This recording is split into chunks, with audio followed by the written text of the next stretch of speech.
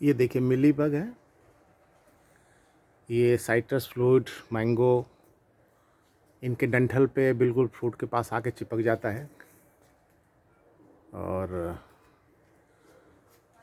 वहीं पे अंडे भी देता है, जिसकी वजह से वो फ्रूट्स सूख जाते हैं। ये देखिए इनकी बिल्कुल रो बनी हुई है और फाइनली वो फ्रूट सूख के गिर जाता है और आपको पता भी नहीं चलता। फिर एक फ्रूट से दूसरे फ्रूट पे, और ये हज़ारों की संख्या में होते हैं और इस तरह हज़ारों फ्रूट्स के पास फैलते हैं और अंत में वो फ्रूट तो गिर ही जाता है, पौधों को भी नुकसान करते हैं। ये मिली बग आम के पौधों को बहुत ज़्यादा नुकसान करते हैं और साइट्रस फ्रूट्स को भी करते हैं। पपाया, बनाना, मैं सभी जगह ये इन्फेस्टेशन प्रॉब्लम क्रिएट करती है। इनके 6 लेग्स होते हैं जो इनके चेस्ट पे होते हैं, जो इनको पकड़ के रखने में बहुत मददगार होते हैं। देखिए ये यहाँ पे पहुँच गए और अब ये फ्रूट की तरफ बढ़ रहा है। मैं आपको दिखाता हूँ, देखिए ये देखिए ये है और ये तेज़ी से ये साइट्रस फ्रूट की तरफ बढ़ रहा है। उसी तरह ये तने पे है, ये भी ऊपर चढ़ रहा है और फ्रूट्स की तरफ जाएगा। इनको पूरी इसकी क्या ज्ञान होता है। इधर देखिए दो दो हैं और ये फ्रूट्स की तरफ बढ़ रहे हैं।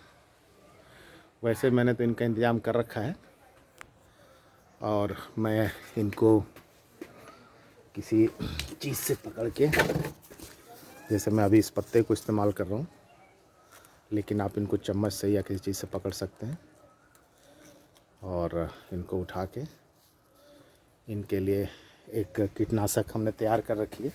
आप देखेंगे इसमें ढेर सारे पहले से ही मिली बग को मैंने डाल रखा है। ये पीले हो गए हैं क्योंकि दवा का रंग पीला है, इसी में इसको भी डाल दिया मैंने। अब ये नीचे गिर गया था, इसको उठा रहा, देखिए चल रहा है कितने बढ़िया से। अब ये देखिए आप इसके, मैं पलट के दिखाता हूँ इसके, ये देखिए 6 लेग्स हैं, 3 इधर 3 उधर, जिससे इनको चढ़ने में पेड़ पे बहुत आसानी रहती है। और ये फाइनली उन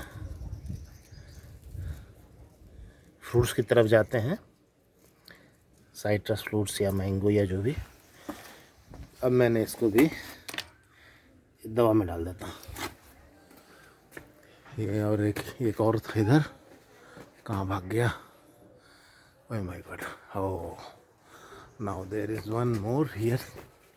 you see absolute white colour, they are absolutely white, waxy. और चूँकि ये वाइट और वैक्सी होते हैं तो ये इनके वैक्स की वजह से इनके ऊपर दवा असर नहीं करती। You see this is absolutely white and वैक्सी। देखिए स्पीड कितनी, देखिए इसकी कितनी तेज़ी से आगे बढ़ रहा है, ये वाइट और वैक्सी। अब देखिए इसको मैंने अपने उस पर ले लिया, पत्ते पे। यू सी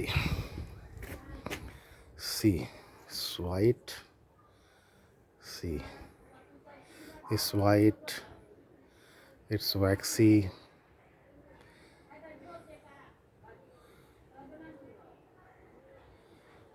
और वैक्सी होने की वजह से इनके पे कोई दवा पेनिट्रेट नहीं कर पाती और इनको कंट्रोल करना मुश्किल हो जाता है। तो अब एक एक को तो पकड़ के दवा में डाल पाना बड़ा मुश्किल है।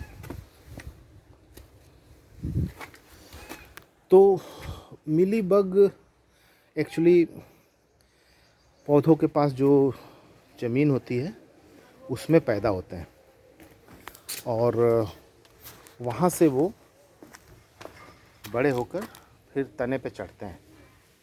तो इनका एक फिज़िकल बैरियर बना दे, जैसा कि मैंने देखिए बनाया हुआ, अपने आम के पेड़ हैं ये हमारे। आप इन पे ग्रीस लगा दें तो ग्रीस को ये क्रॉस नहीं कर पाते, चिकना होता है। जब तक ग्रीस न मिले आप ऑयल भी लगा सकते हैं।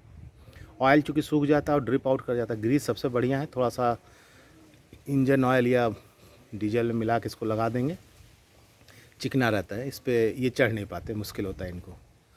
फिर सफ़ेद या किसी भी कलर का चिकना पॉलीथीन हो, चिकना होना चाहिए, उसको आप बांध देंगे इसके ऊपर। इस पर भी नहीं चढ़ पाते। हमने ये ट्रिपल बैरियर लगाया, पहले ग्रीस लगाया है, फिर ये पॉलीथीन टेप बांधी है, फिर ये ग्रीस लगाया है, फिर ये टेप बांधी है, और मैंने फर्दर प्रोटेक्शन लिया है, ऊपर भी टेप्स बांध रखे हैं।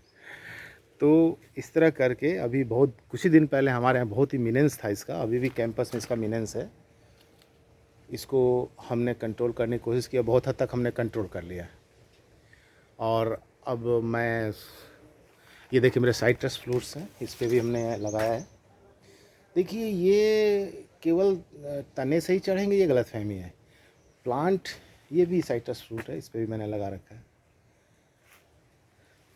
ये भी ये मौसमी का हमारा प्लांट है, हमने इस पर भी नीचे ग्रीस लगाया हुआ है, आप देख रहे होंगे, अच्छा सा खासा लेप है। फिर ये साइट्रस फ्रूट पे लगा हुआ है। आप जो सपोर्ट्स हैं उस पर भी आपको लगाना पड़ेगा। देखिए सपोर्ट हमने पेड़ को लगा दिया, इस पर ग्रीस लगा रखा है, मैंने ग्रीस लगाया है ताकि इस पर ना चढ़ पाएंगे। यहाँ भी एक सपोर्ट है, इस पर भी हमने ग्रीस लगाया है ताकि इसके थ्रू भी अगर आपका पेड़ कहीं दीवार से टच कर रहा है तो दीवार पे भी चढ़ के ये वहाँ पहुँच सकते हैं। और अंत में ये जो भी फ्रूट्स हैं आपके, उनके पास पहुँच के उनको नुकसान करते हैं। तो इस वजह से ये बहुत ज़रूरी है कि इनका पेड़ पे चढ़ना, और जब एक पेड़ पे चढ़ेंगे तो वहाँ से दूसरे पेड़ पे भी जा सकते हैं, तो दूसरे पेड़ पे पहुँच जाएंगे। तो ऐसे में आपके ये आम को या बाकी और पौधों को, ये फ्रूट्स को बहुत नुकसान कर सकते हैं। इनको बचाने के लिए जैसे मैंने आपको विधि बताई, ये अच्छी विधि है।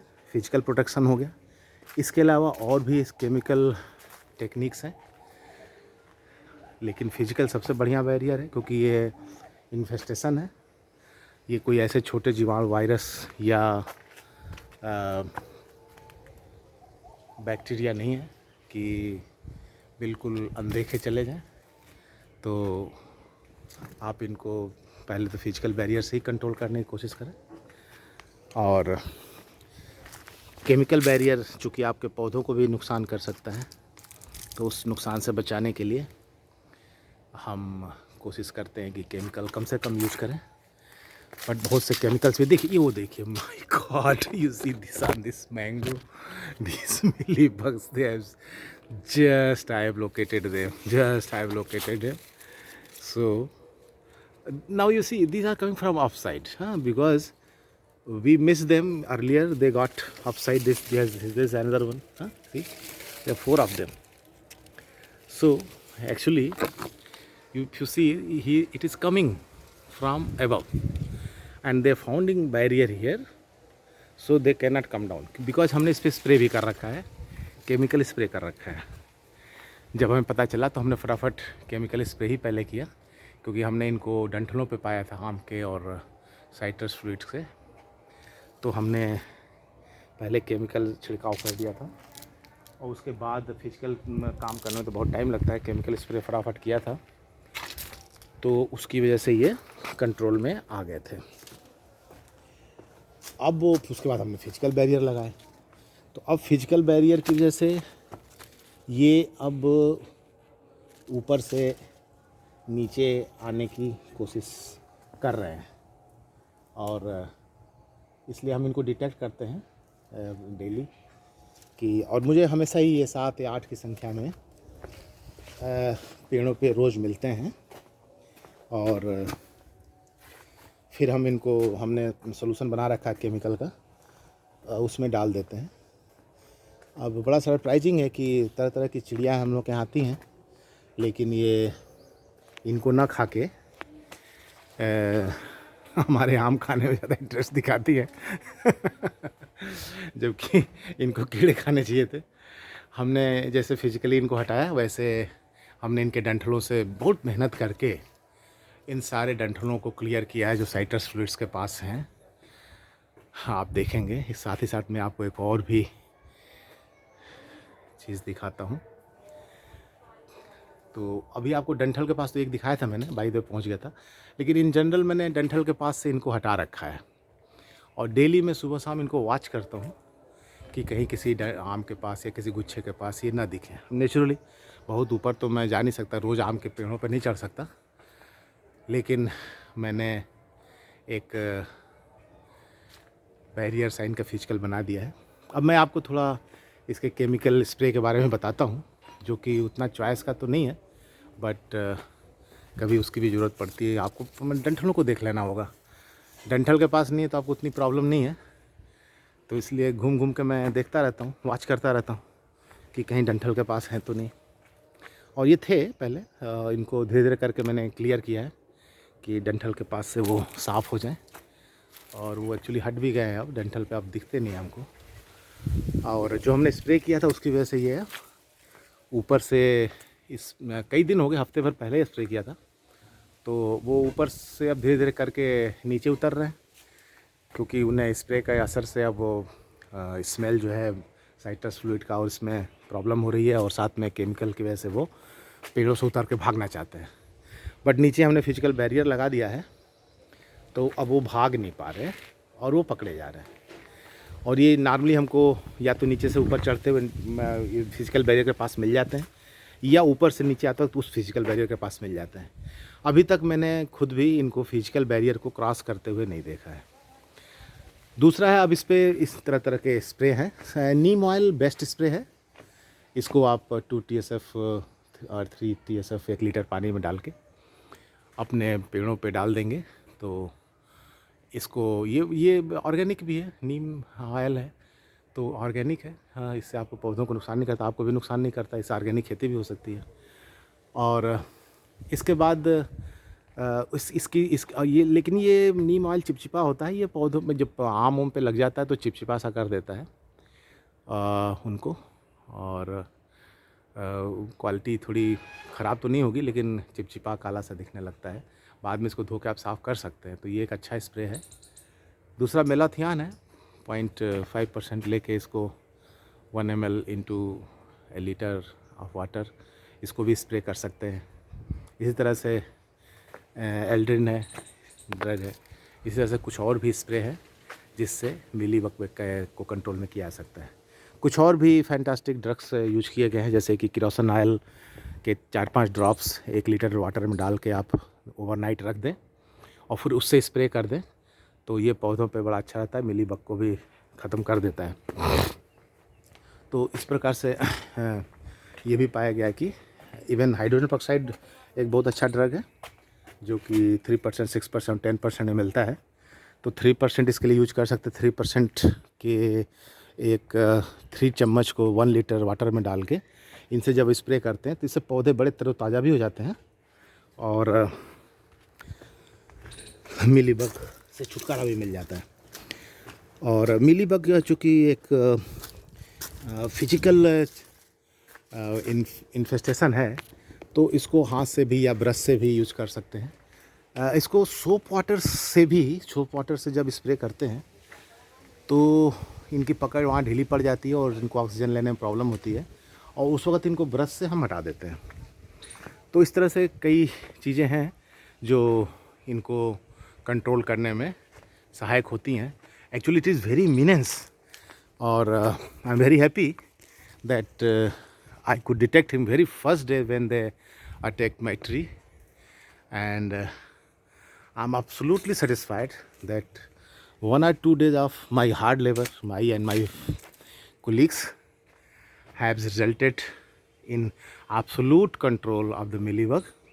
I also advise you to be careful about your plants, but once you take proper care, they can very well be controlled.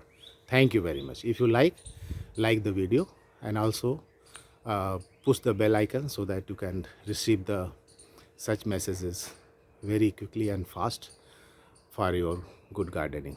Thank you very much.